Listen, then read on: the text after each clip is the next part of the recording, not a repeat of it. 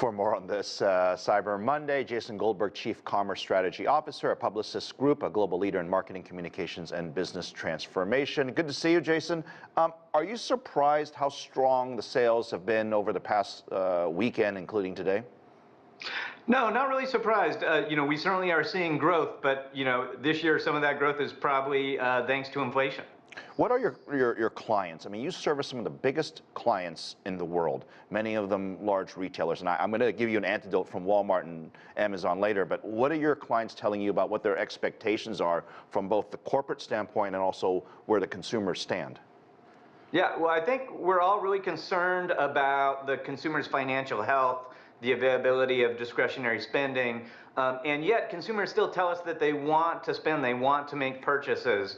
And so I think most of my big clients are expecting reasonably robust sales this year, but they're really concerned about the profitability of those sales as the consumer is very much looking for discounts right now. But isn't that literally what every parent goes through? We tell our kids, we say, hey, we got to cut back, we got to save money, and then here we are, we're gonna buy them everything they want for Christmas in reality. So we say we want to save, but what we do is totally different, and we see that from credit card transactions, we see that from Walmart's online sales, and I won't mention Amazon, but we know sales are really good. So all this talk of recession and how weak the U.S. consumer is, the data doesn't prove that at all.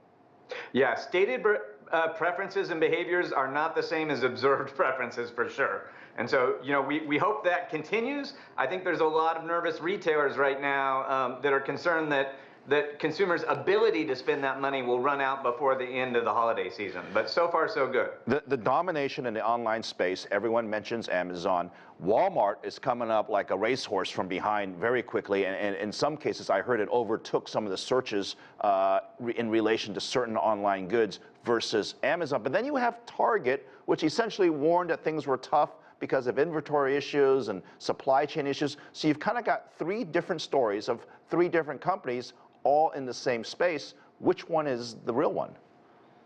Yeah, well, each of those retailers has a different mix of goods that affects how they do. Target is an excellent retailer that does a lot of things right, but they don't sell as many essential goods, particularly groceries, as Walmart does. And so, in a recession, when consumers are shifting their spending from wants to needs, a retailer like Walmart is really well positioned, and I think we're seeing that in their performance right now. Some say that Cyber Monday kind of started in the early days of the internet when people were first sort of getting online. But of course, those days are long gone and people are already now, everybody's online. And it's not just a US thing. The Canadian friends I know go crazy. The Asian friends I know go crazy. Now, maybe it's a different type of crazy, but is it really just a US thing anymore, or is it much more global? No, it definitely is global, although there are certain regions where it's more prevalent than others. So Western Europe, Cyber Monday has almost 100% recognition amongst consumers. As you start to go to Asia, of course, Singles Day is such a big deal. I'm not sure Cyber Monday has quite the same mind share there that it does, but we're starting to see it spread across Latin America as well, which is funny because it's kind of the first work day after Thanksgiving is sort of the official definition of Cyber Monday. Have your clients talked about supply chain issues or labor challenges and how it may impact them this holiday season?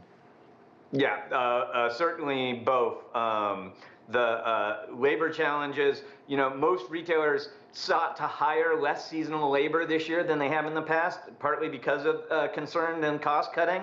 And then it's been hard to hire the people that they even want. And so most retailers are operating with reduced staffs, and equally concerning, the big delivery companies like FedEx and UPS are also struggling to get that seasonal labor. So, one thing that's a little more fragile this year than usual is the ability to fulfill all those last minute shopping requests, if all the consumers wait till the last minute to buy.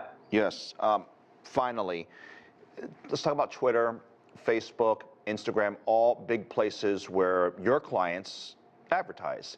And we've seen a number of warnings from big tech firms saying that there's been a cutback, if you will, in some of the ad spending. Where do you guys stand on that, and what are your customers saying? Yeah, so we've seen sort of a shift in advertising behavior. There's a lot of advertising that we call top of the funnel, which is kind of that long-term brand building advertising. And as the economy starts to feel more pressure, you see those ad dollars start shifting lower in the funnel to sort of direct response ads and ads that are closer to the consumer's behavior to make actual purchase decisions.